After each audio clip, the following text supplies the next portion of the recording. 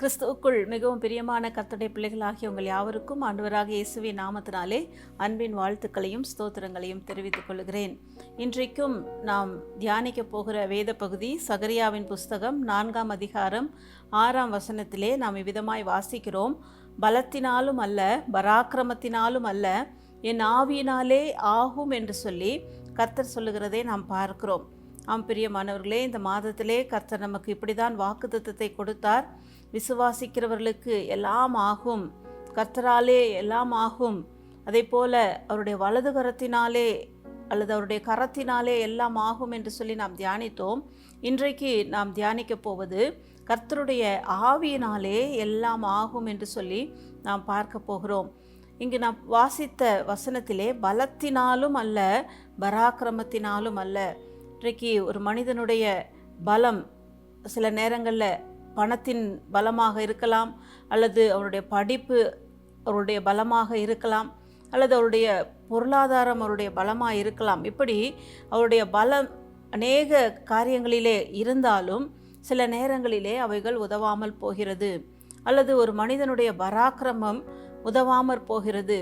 அப்படிப்பட்ட சூழ்நிலைகளிலே கர்த்தர் சொல்லுகிறார், பலத்தினாலும் அல்ல, பராக்கிரமத்தினாலும் அல்ல, என் ஆவியினாலே எல்லாம் ஆகும் என்று சொல்லி ஆண்டவருடைய வார்த்தை சொல்லுகிறது. கர்த்தருடைய ஆவியானவர் எல்லாவற்றையும் அவர் செய்யக்கூடியவராயிருக்கிறார், அவர் செய்ய வல்லவராயிருக்கிறார். இந்த வேதத்திலே அநேக விதமான ஆவிகளை குறித்து சொல்லப்பட்டிருக்கிறதை நாம் பார்க்கிறோம். கர்த்தருடைய ஆவியானவரை குறித்து நாம் இன்றைக்கு தியானிக்க போகிறோம். வேதத்திலே பல விதங்களிலே பல ஆவிகளை குறித்து சொல்லப்பட்டிருக்கிறது. ஆதியாகமத்திலே காயின் ஆபேலுடைய சம்பவத்தை வாசிக்கும் பொழுது அங்கு பார்க்கிறோம், காயினுக்குள்ளாக ஒரு எரிச்சலின் ஆவி அங்கு காணப்பட்டதை பார்க்கிறோம். அதே போல நாம் பார்க்கும் பொழுது சவுலுக்குள்ளாக ஒரு பொல்லாத ஆவி செயல்படுகிறதை நாம் பார்க்க முடிகிறது. இப்படி அநேக காரியங்களை நாம் சொல்லிக்கொண்டே நாம் போகலாம். இப்படி வேதாகமத்திலே அநேக ஆவிகளை குறித்து நாம் வாசிக்கிறோம். அசுத்த ஆவிகள், பொல்லாத ஆவிகள் ஒரு மனிதனுக்குள்ளாக வரும் பொழுது அவைகள் என்ன செய்கிறது என்று சொல்லி நாம் பார்க்க போகிறோம். அதே நேரத்திலே கர்த்தருடைய ஆவியானவர் வரும் பொழுது என்ன நடக்கிறது என்று சொல்லி நாம் தியானிக்க போகிறோம். அதற்கு ஆதாரமாக நாம் பார்க்கும் பொழுது லூக்கா எழுதின சுவிசேஷம் 13ஆம் அதிகாரத்திலே 11ஆம் வசனத்திலிருந்து 13ஆம் வசனம் வரைக்கும் ஒரு சம்பவத்தை நாம் வாசிக்கிறோம். அங்கு 18 வருஷமாய் ஒரு மனுஷியை பலவீனப்படுத்துகிற ஒரு ஆவி அவளை ஆட்கொண்டிருந்ததை பார்க்கிறோம்.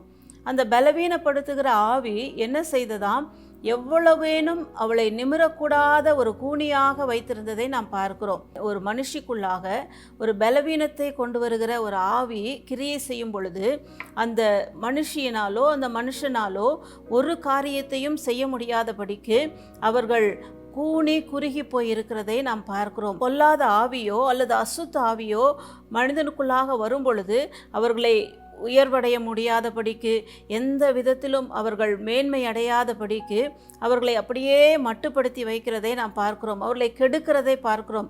அதே போல நாம் வேதத்திலே பார்க்கும் பொழுது லூக்கா எழுதின சுவிசேஷம் 9ஆம் அதிகாரம் 38ஆம் வசனத்திலே 39ஆம் வசனத்திலே பார்க்கும் பொழுது ஒரு மனிதன் தன்னுடைய மகனுக்காக கர்த்தரிடத்திலே வேண்டிக் கொள்ளுகிறதை நாம் பார்க்கிறோம். அந்த மனிதன் என்ன சொல்லுகிறார், ஆண்டவரே, என் மனிதனை ஒரு பொல்லாத ஆவி ஆட்கொள்ளுகிறது, அந்த ஆவி அவனை ஆட்கொள்ளும் பொழுது அவனை அது அலக்களிக்கிறது, தரையிலே புரளுகிறான் அல்லது தன்னை காயப்படுத்தி கொள்ளுகிறான், இப்படி பல விதங்களிலே சீரழிக்கிறது என்று சொல்லி அங்கு அந்த மனிதன் சொல்லுகிறதை பார்க்கிறோம். கர்த்தர் அந்த மனிதனுடைய விண்ணப்பத்தை கேட்டு அவரை சொஸ்தப்படுத்துகிறார்.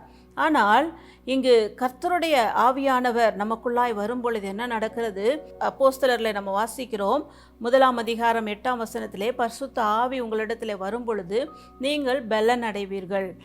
ஒரு அசுத்த ஆவி வரும் பொழுது அவனை பலவீனப்படுத்தி அவனை சீரழிக்கிறதை பார்க்கிறோம். ஆனால் கர்த்தருடைய ஆவி நமக்குள்ளாய் வரும் பொழுது நம்மை பலப்படுத்துகிறது.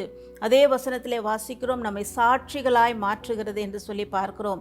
ஆண்டவர் இந்த உலகத்தை விட்டு கடந்து போகும் பொழுது, நான் பிதாவிடத்திற்கு போகிறேன், ஆனாலும் உங்களோடு கூட இருக்கும்படியாக சத்திய ஆவியாகிய ஒரு தேற்றரவாளனை அவர் உங்கள் அனுப்புவார். அந்த சத்திய ஆவியாகிய தேற்றரவாளன் வரும் பொழுது உங்களை சகல விதமான சத்தியத்திற்குள்ளாய் நடத்துவார் என்று சொல்லி ஆண்டவர் சொல்லுகிறாராம். பிரியமானவர்களே, கர்த்தருடைய ஆவியானவர் நமக்குள்ளாய் வரும் பொழுது, சத்திய ஆவியாகிய அந்த பரிசுத்த ஆவியானவர் நமக்குள்ளாய் வரும் பொழுது நம்மை பலப்படுத்துகிறார்.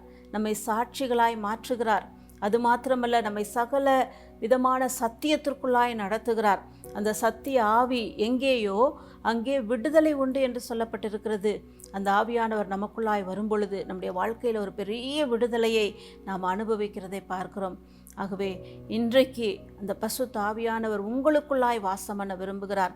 அந்த பரிசுத்த ஆவியானவரை நீங்கள் வாஞ்சிப்பீர்கள் என்றால் அந்த ஆவியானவர் உங்களுக்குள்ளாய் இறங்கி வந்து உங்களை பலப்படுத்துவார், உங்களை சாட்சிகளாய் நிறுத்துவார்.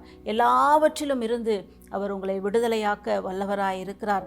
பலத்தினாலும் அல்ல, பராக்கிரமத்தினாலும் அல்ல, கர்த்தருடைய ஆவியானவர் எல்லாவற்றையும் செய்ய முடியும். அவருடைய ஆவியானவராலே ஆகும் என்று சொல்லி நாம் வாசிக்கிறோம். உங்களுக்காக நான் செபிக்கிறேன். இருக்கிற இடத்திலே நாம் கண்களை மூடி செபிப்போம். எங்கள் அன்பின் பரலோக பிதாவே, இந்த அருமையான வேளையிலும் இந்த வார்த்தைகளை கேட்டுக்கொண்டிருக்கிற ஒவ்வொருவருக்காக நான் செபிக்கிறேன். அப்பா ஆண்டவரே, அசுத்தாவி ஒரு மனிதனுக்குள்ளாய் வரும் பொழுது அவனை பல விதங்களிலே ஆண்டவரே அப்பா சீரழிக்கிறதை பார்க்கிறோம். ஆனால் கர்த்தருடைய ஆவியானவர் ஒரு மனிதனுக்குள்ளாய் வரும் பொழுது அந்த மனிதனை பலப்படுத்துகிறது, சாட்சிகளாய் நிறுத்துகிறது. அது மாத்திரமல்ல, சகல சத்தியத்திற்குள்ளாய் நடத்துகிறது என்று சொல்லி நாம் பார்த்தோம். இன்றைக்கும் அந்த ஆவியானவரை யாரெல்லாம் வாஞ்சிக்கிறார்களோ அவர்களுக்குள்ளாய் ஆண்டவரே பரிசுத்த ஆவியானவர் நீர் ஆண்டவரே இறங்குவீராக. நீர் அவர்களை பலனடைய செய்யுங்க, அவர்களை சாட்சிகளாய் மாற்றுங்க, அவர்களை சகல சத்தியத்திற்குள்ளாய் நடத்துங்க. ஆண்டவரே, எல்லா சூழ்நிலைகளிலிருந்து அவர்களை விடுதலை பண்ணும்படியாய் நான் செபிக்கிறேன். நீர் அப்படியே செய்து உடைய நாமத்தை மகிமைப்படுத்துவீராக. உடைய அன்பு கரங்களில் ஒப்பு கொடுக்கிறேன் இயேசுவின் மூலம் பிதாவே, ஆமேன். பரிசுத்த ஆவியானவராலே எல்லாம் ஆகும். ஆமேன்.